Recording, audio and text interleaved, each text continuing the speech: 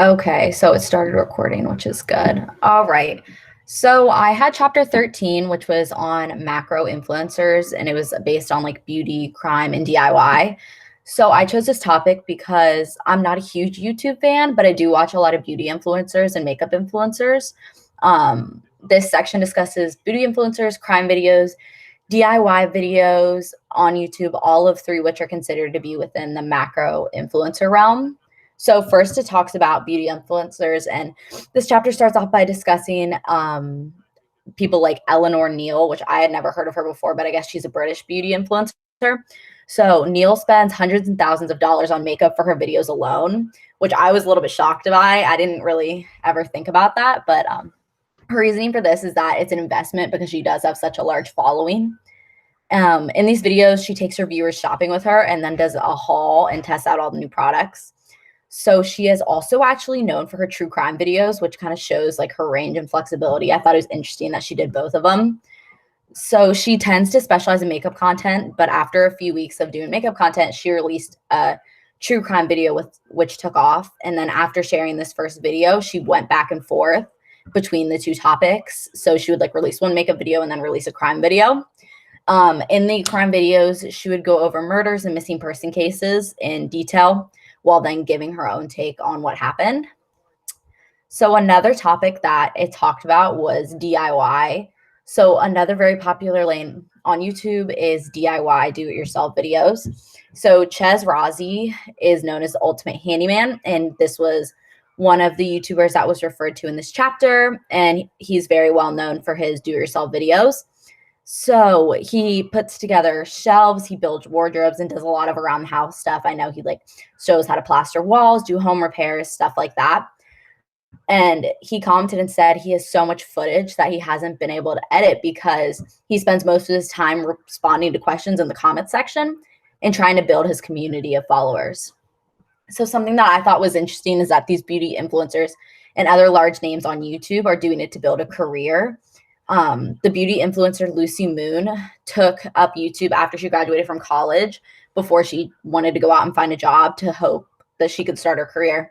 And she now has over 300,000 subscribers, is offered brand deals, and so much more.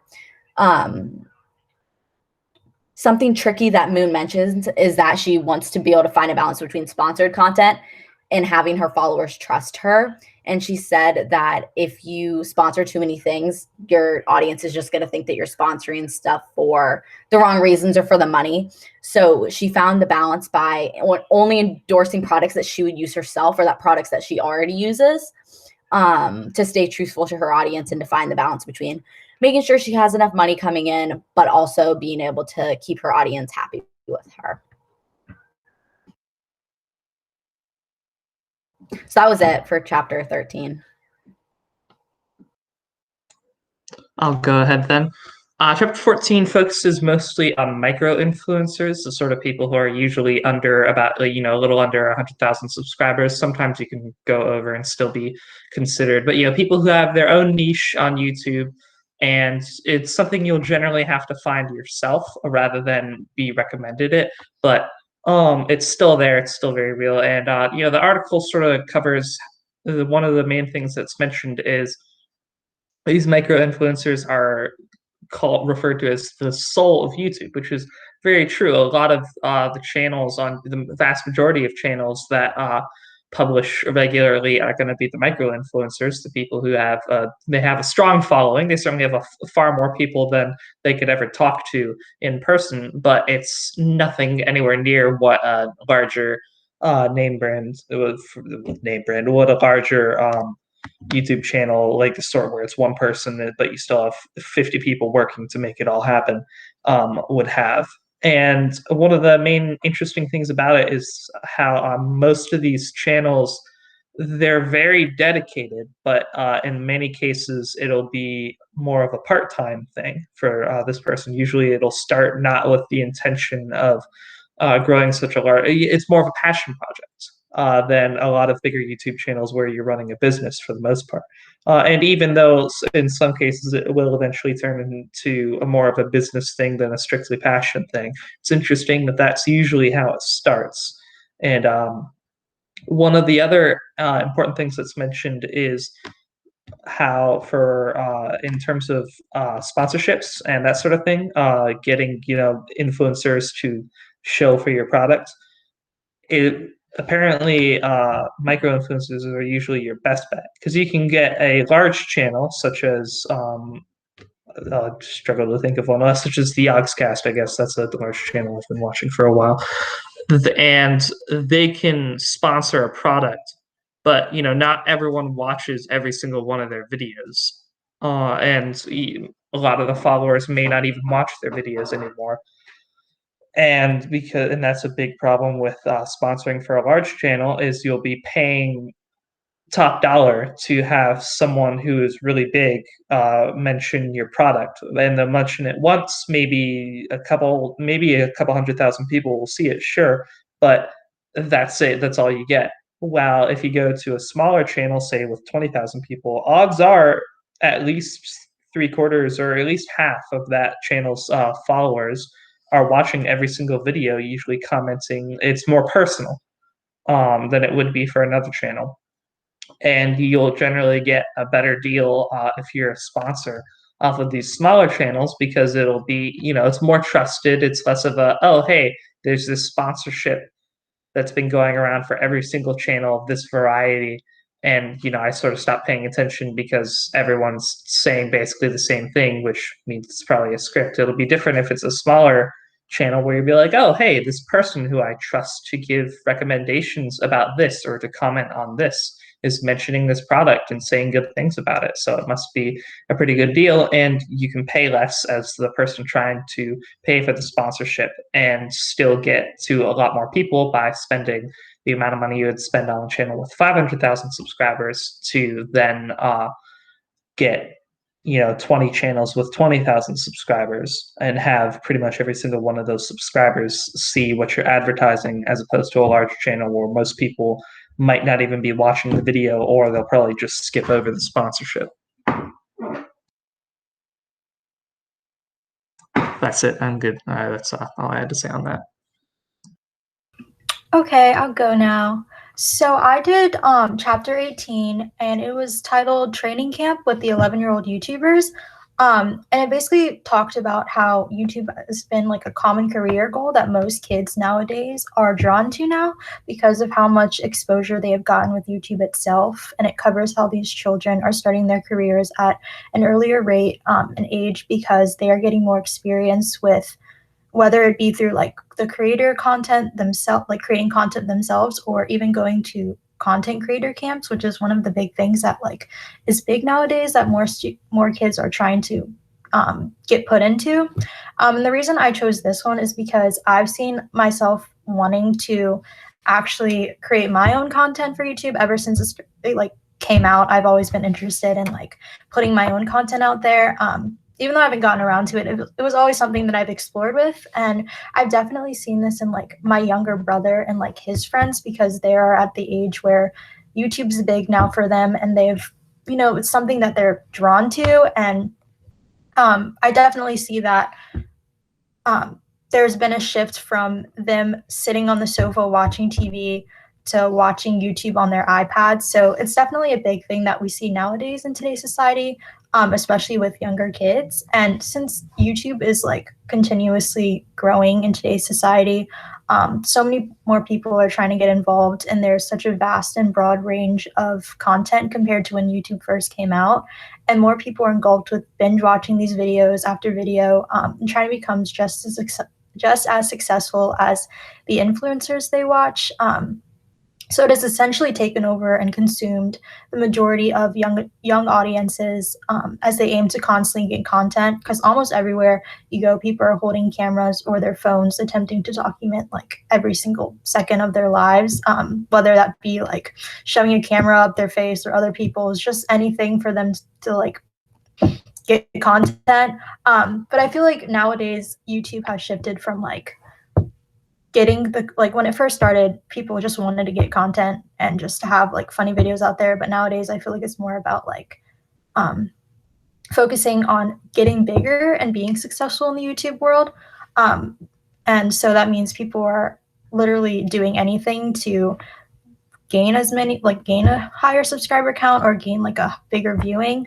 And so one thing that like really stuck out to me was, like I said before, the training camps that they have. Apparently there is a thing called a Social Star Creator Camp, which teaches young kids how to be successful content creators over the media.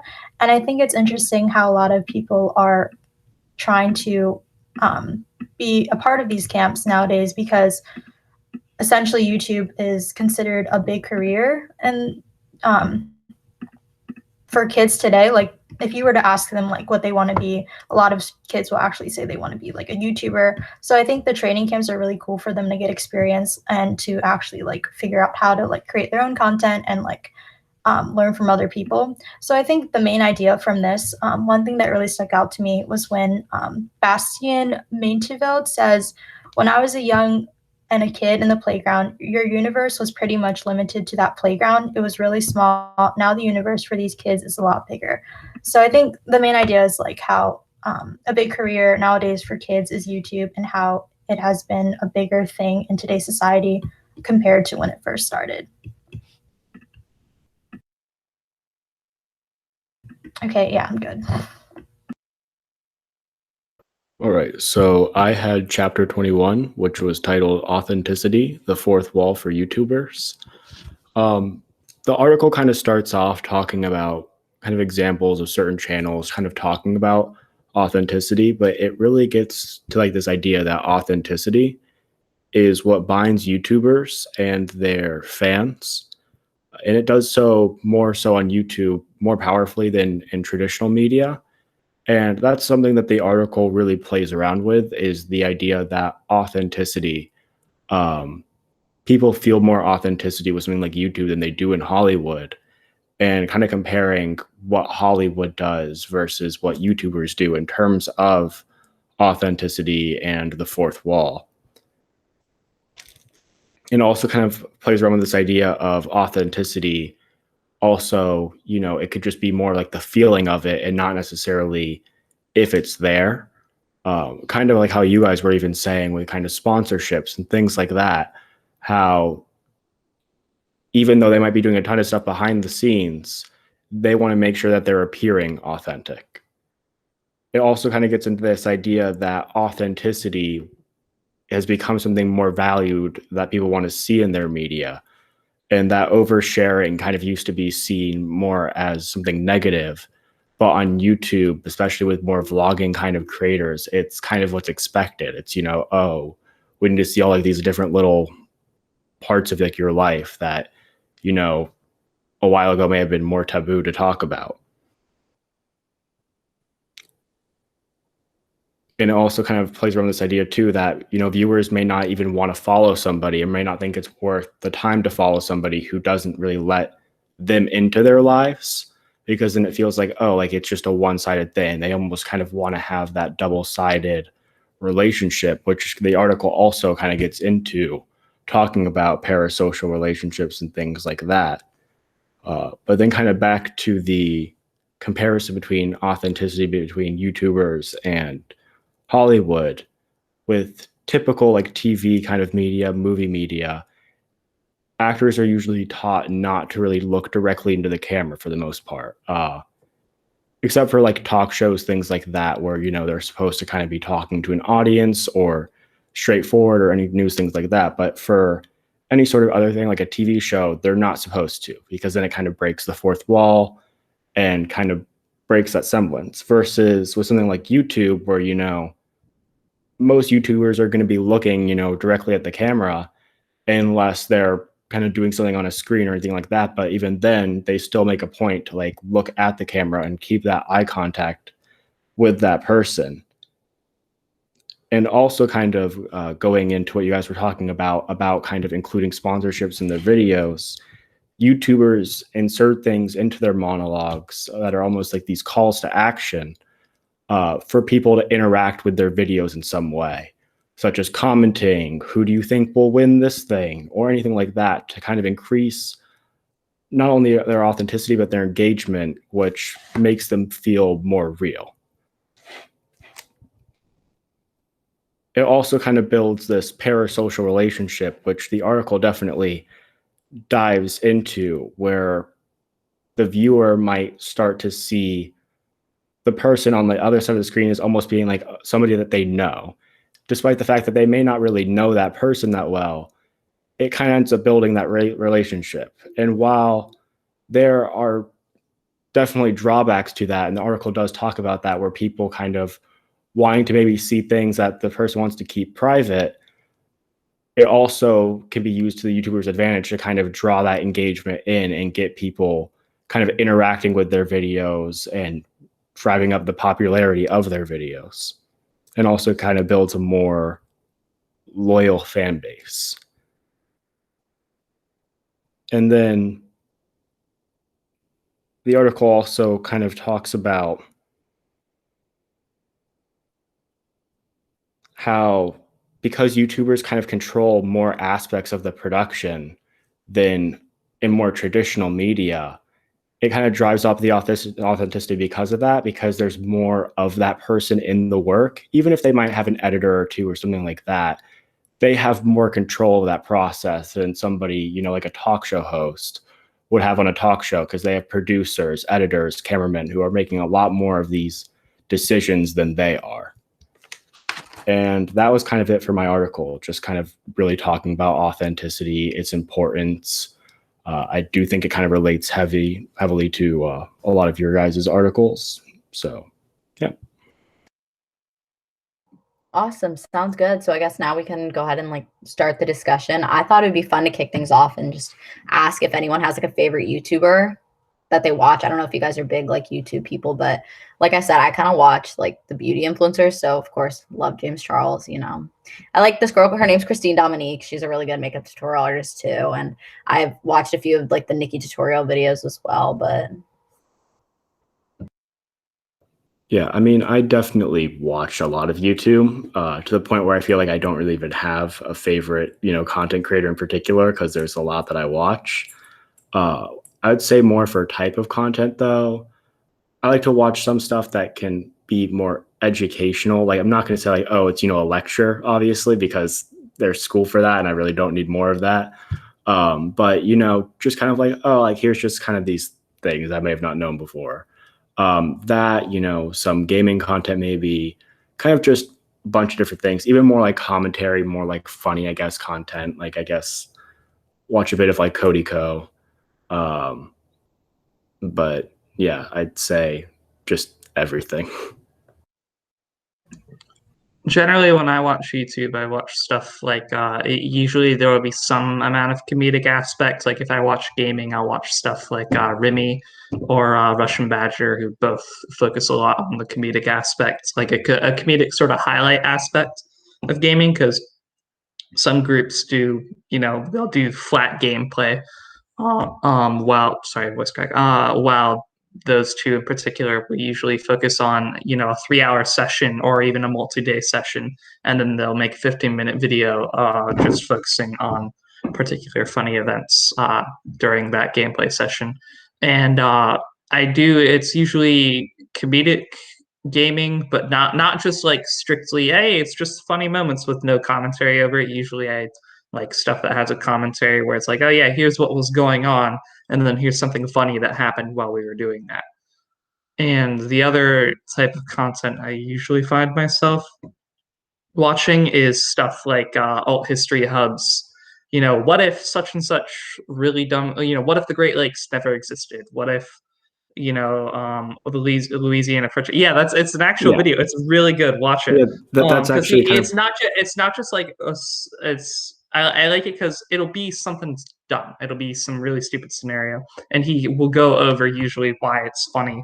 Because one of the comments was something about how it was something about Minnesota, because he lives in Minnesota. I can't remember what it was, but it'll be usually pretty serious. Like, here's a genuine, what would have happened is New France would never have existed, and the Louisiana Purchase wouldn't have happened, because that whole, like, the Mississippi River down from Quebec to New Orleans wouldn't have existed. Like, the New Orleans wouldn't have existed, and the French wouldn't have taken all that land, because the St. Lawrence River and everything associated with it wouldn't have existed. And I always liked that video because it was a dumb scenario, and then it's like, well, here's how it actually would have been. absolutely revolutionary because I'm taking a serious look at it. Yeah, for me, I watch a lot of YouTube, so I have a lot of favorites, so I can't really narrow it down. But a lot of the like YouTubers that I watch, they just make a lot of like lifestyle videos, so it's like a wide range of like different types of videos. But I do like watching a lot of like vlogs and like vloggers and stuff. I don't know, I just find that interesting, and I think that's what really sparked like my interest. I think like vlogging, just like every part of your day is kind of fun to just look back on and see like to see how much you've like changed. And like I don't know, I just get really inspired by a lot of like the YouTubers that I watch because they just post things that you can really relate to. But besides like the YouTubers that I do watch, like I've seen a lot of the like what happens if the Great Lakes didn't existed like types of videos too. Like I see a lot of those on like my recommended, so I find like those like on like the homepage of YouTube, and I kind of get sucked in, and like after one video I see another video, so just kind of like I don't know, I just find a lot of videos that kind of just like are really off topic, but since I'm watching so much, I just find more and more to keep watching, so I just watch like literally everything. So Yeah, actually, kind of building what you're saying about kind of getting inspired, because I know you were kind of talking about content creation. That's actually how I kind of feel in some ways towards the more educational side of things. Because like one of my passions too is kind of getting like kind of telling people, like teaching people about different things and kind of delving into like these different topics. And so I just think it's interesting, you know, kind of how you end up watching videos to the point where you almost feel like you want to start making those kind of videos. I think is kind of something interesting about YouTube. Yeah, I was gonna ask. I know Tawny had mentioned like that she had an interest in YouTube, so I was gonna ask like if you did have your own YouTube channel, like what is stuff that you'd put on it? I honestly have no clue what I would put on it. I probably would put like workout content because that's just like a big part of my life. That's like something that I know like a lot about. I don't know, maybe I'd do like a vlog, but I feel like as a college student, everyone's life is kind of like similar. So I don't really know how interesting that would be, but what would you guys do? If I were to make a YouTube channel, it would probably be gaming content because I spend a lot of time doing that, and probably with like a little bit of I probably do vlogs of hiking since there's a really amazing hiking trail nearby, and but that would be like a couple of times a year, pretty much, or like a one-time thing most likely, and then probably some historical related content just because that's when I read, I usually read that sort of thing. So I'd probably eventually be like, oh hey, no one's done a video on the Spanish Civil War, let's do that or something like that. So. yeah, like for me, I've kind of experienced experimented with vlogging. Like I kind of just posted like random vlogs that I've kind of like messed around with on my whatever YouTube account. It's not like a big thing or anything. I just post it for myself, just to kind of look back on. And I find it fun to just kind of edit the videos, just more of like a personal like fun pastime kind of thing. But that's pretty much what I usually do, just like vlogs or whatever, just kind of random things that I find I can just document in my life. But yeah. Yeah, and then for me, I don't really think there's like something in particular that I would really like want to focus on. But I feel like I'd kind of have to narrow down a little bit just because I have a lot of interest. You know, I'm also kind of interested in, stuff like, like my workouts, things like that, right? But also kind of gaming content as well, and also more educational content. Probably not vlogging just because I've never really been a person that, can speak to camera for like that long about just my day and not really focus on any specific like little subtopic. The only other thing I could think of is, involving more like my major area with like computer science and like the research I'm doing there. But that's really all I can think of. Yeah, I think something that was super interesting that we talked about a little bit was how YouTube is like turning into a career goal for kids, which I know with us, I don't really feel like that was the thing. I know I went through a phase where I was like obsessed with YouTube and I thought it was so funny and like fail videos and all that sort of stuff like that. But I never really looked at it as like a career option. But as like media is becoming so much more prominent, I feel like that's something that is going to continue growing, and kids are going to grow up and they grow up watching these vloggers from such a young age. Like, oh, I want to do that. So I feel like as we get older, like I know you mentioned that like Camp Tawny, I had like never heard of that before.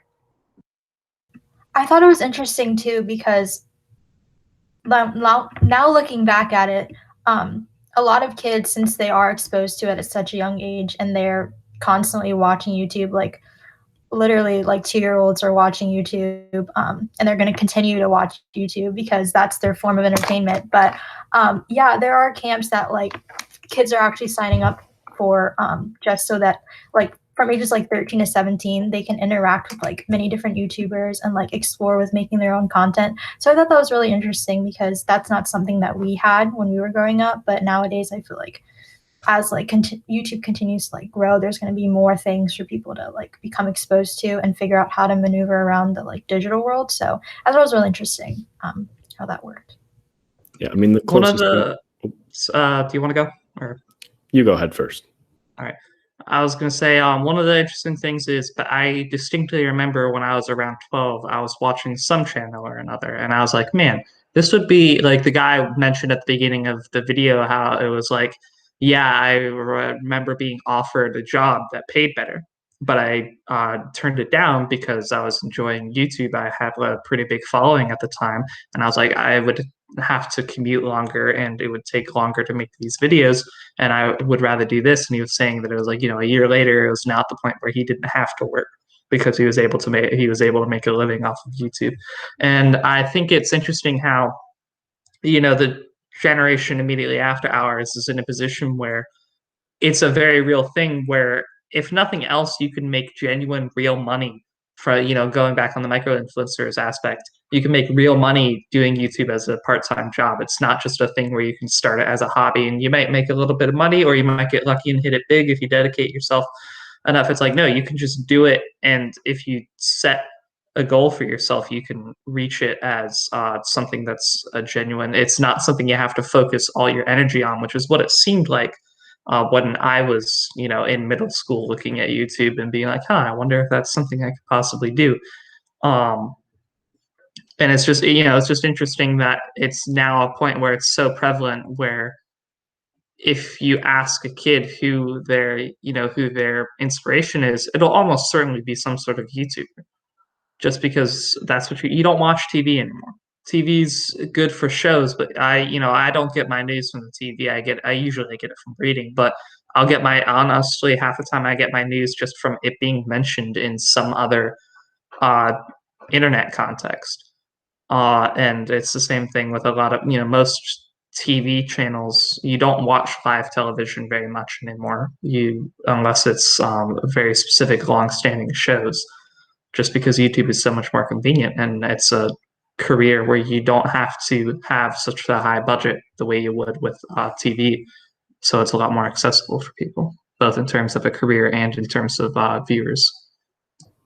Yeah, and what I was going to kind of say too is I guess it's kind of gotten to the point where it's no different than, I'm not sure if you guys ever did any like sort of camps when you were younger, but like any sort of like science or sports kind of camps in a way, where it's, when you're younger, you might look up to like a certain like sports like player, whatever, maybe like a football player, soccer player, whatever, or you're interested in some sort of science or thing like that. And so you attend these camps. And so I guess it's kind of gotten to the point where it's kind of become like that in the way. I guess the main difference would be because the kids would potentially be publishing content, it would be a little bit more permanent in that way, because that content's now going to basically be out there versus something like, if you're playing sports over the summer when you're younger, the most that happens is somebody remembers that, like, you messed up a shot or something. But I guess like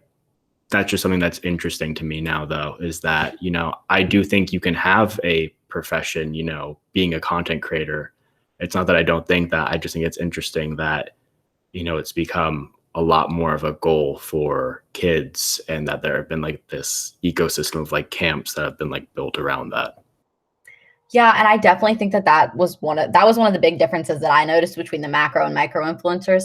I feel like in my article when I read the macro influencers, it started off as maybe just like a side job, not like a full career, but it really quickly moved to wanting to be a whole career. Whereas it sounded like micro influencers, it was more of just a hobby for them. I might be wrong, but I know macro influencers, from what I read, are so set on making it big and having it be a career and all the sponsored content and all the deals. And they have like a team, and it's so much larger of a production than the micro influencers. So that was something interesting that I noticed, because I think when people idealize having a job as a YouTuber, that's kind of what they go to, instead of like, oh, I want to be famous, like I want to be like an actress or something. I feel like that's what we all did when we were younger. But I feel like kids these days are like, oh, I want to be like a famous YouTuber. And like they see all like the cool perks and everything. But I feel like a lot of the times they don't see like all the work behind the scenes, like all the editing, the team, the like how hard it is to get there. There's so much more to it. So I feel like a lot of the times the kids don't exactly see that. And I know sometimes they do like behind the scene videos and stuff, but I'm not sure that it's as real. Do you know what I mean? Yeah, and actually kind of building on that, I kind of wanted to, because I know like a lot of, in both of your articles, you kind of were talking about some stuff that I think overlaps with mine about kind of that authenticity, you know, the behind the scenes content, those sponsorships, things like that, about kind of, you know, balancing sponsorships in a way that they are still coming across as authentic and not necessarily somebody who's, you know, just shilling out for a bunch of companies, which, you know, some YouTubers do. And like a lot of them will kind of get to know their audience and kind of know how much they can get away with, you know. Some will know that their audience is a bit younger and probably won't understand sponsored content as much. And so they might, yeah, Raid Shadow Legends, like, you know, they end up just dropping, like, you know, a bunch of different things in because they know that the kids are just going to view it as, oh, this is just my YouTuber talking about more things that he likes, rather than, you know, oh, this person is getting paid a lot to basically just say these meaningless jumble of like, you know, repeated words, which, you know, if it's an older audience, they might realize that. If it's a younger audience, and they might not realize that every single video is saying the exact same thing. At least like kind of from what I'm seeing, or even, you know, what you're trying to talk about too, with like behind the scenes and almost like this illusion of authenticity and how that can even be used. Like how there are these YouTubers, the one that comes to my mind are YouTubers like Logan Paul and things like that, where they have vlogs, but it's very manufactured, right?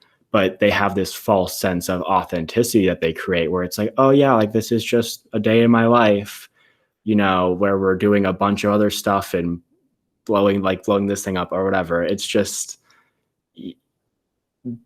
building that authenticity because they know it's valuable, I guess. I don't know if you guys want to talk about authenticity more at all, but I just noticed that it was kind of a theme that kind of ran through all of ours. And so I think it would be something good to talk about. It's why it's very important as a YouTuber to do things like do an entire video, in some cases dedicated to reading the comments section on other videos, or, you know, a lot of times you'll have stuff at the start where you'll put like, here's all the comments, we're, you know, we're doing this in response to your requests. It's, if you make people feel like they're another big one is a lot of channels will say, I know it sounds crazy, but I do actually read all the comments. And in a lot of cases that is true. In some cases it's less true than it could be. But, you know, when people say stuff like that, it's very valuable. Or, you know, put at the end of the video like 1 or 2 minutes of, here's some conversation, here's a little bit of insight into my private life, or how this affects, or how something's going that's like not related just to the entertainment aspect, but it makes it feel a lot more like we're not just here to put on a show, we're here to, you know, actually interact with you guys. And in some cases with the bigger channels, it'll usually be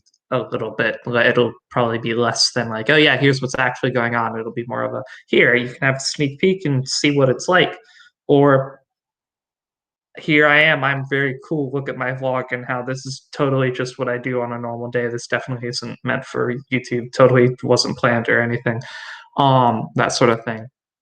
But even regardless of how planned it is or not, it makes people feel more attached to the channel. Definitely. Well, we can wrap up. Does anybody have any final statements, questions, anything like that? Not really. I mean, I just think it's really interesting to kind of take a deeper dive into things that, you may subconsciously kind of be thinking about or subconsciously reacting to. And kind of taking a deeper dive into that and kind of seeing how the YouTube ecosystem kind of works and these different things that YouTubers might do or these views that have kind of shifted in our society, whether that be valuing authenticity more or viewing being a YouTuber or a content creator being a much more secure, more like realistic idea for a job that it maybe have used to have been. Definitely sounds good. Well, thank you guys so much. All right. Thank you all for Thanks, coming. guys. This went pretty well. My glasses are crooked as hell, and it is frustrating me because I know I can't fix it. Like, just stay there.